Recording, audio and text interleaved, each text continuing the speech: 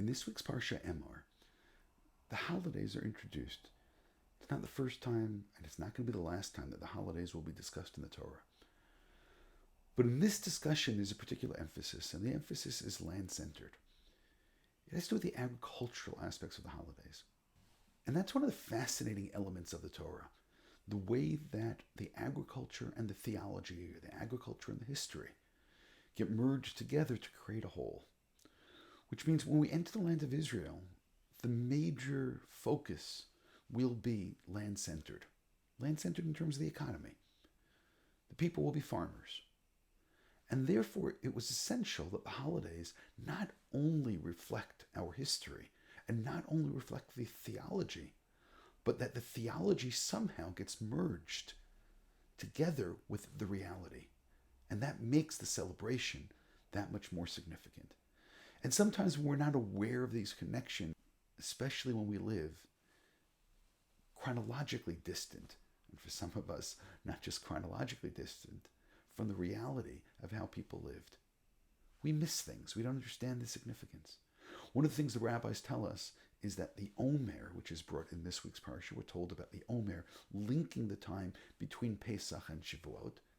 And we realize this is not exclusively an issue which reflects the life of the farmer. I mean, Pesach from the very beginning was something which reflected chametz and matzah. And there was always these two sides, this allowing the wheat to become bread instead of just becoming matzah.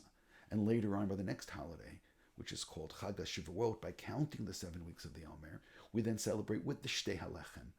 So where lechem, bread, was not involved in Passover, only matzah, now suddenly bread is involved.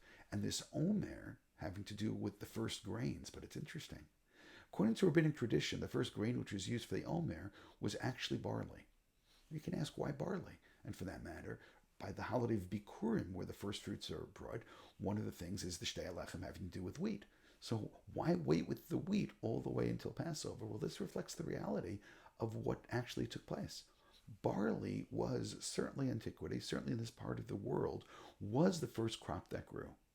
Which means the new barley crop was prepared, was ready at this time, while the new wheat crop wasn't ready yet until a number of weeks later. So therefore, for the farmer, all of this was really quite obvious.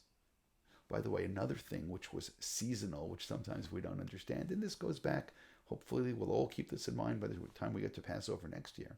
Another thing is that the Passover offering had to be something which was under 1 year old, which actually meant, because of when lambs are born, it actually meant it probably would have been closer to a month or two old. And it would have been really quite young. And therefore this insistence not to break a bone was with an animal which was essentially very, very young, and therefore the bones could have been very, very soft. We don't get that. And I'll add one more consideration. One of the rabbis, we're told in the Talmud, the Jerusalem Talmud, that he would drink the wine on Passover, the 4 cups, and have a headache all the way to the holiday of Shavuot. So one of the discussions that comes up is, well, why didn't they just use grape juice? And the answer is actually quite simple. And I heard Rabbi Soloveitchik say this in passing in a class, and it was absolutely correct. It was impossible to have grape juice at that time of year for a very simple reason. The grapes were not growing at that time of year. Grapes grew much later. So therefore, to make grape juice in antiquity, when there was no refrigeration, the only thing that they can do with the grapes was to allow it to ferment and turn into wine. So therefore, the fact that this rabbi had a headache for all of those weeks reflects the reality in which they lived in, where there was no possibility for grape juice in the springtime.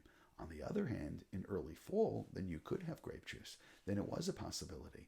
And quite the opposite, the Talmud does speak of using grape juice for Kiddush and for other things. So sometimes knowledge of the reality that they lived in can actually let us understand what it is the Torah is talking about. And what the Torah did over here, again, is absolutely fascinating. It took the reality, it took the theology, it took the history, and it merged it all together to make the celebration incredibly meaningful. There's one more thought. The holiday of Shavuot is one which the theology tells us the holiday of receiving the Torah. On the other hand, you look in the Torah itself, it speaks about a lot of agriculture. So it's interesting that on the holiday of Shavuot, there's a book that we read. The whole background of the story is the agriculture. But the other theme of the story is somebody converting and accepting the mitzvot and the agriculture merged together in the narrative of one book, which then becomes the perfect book to read on the holiday of Shavuot.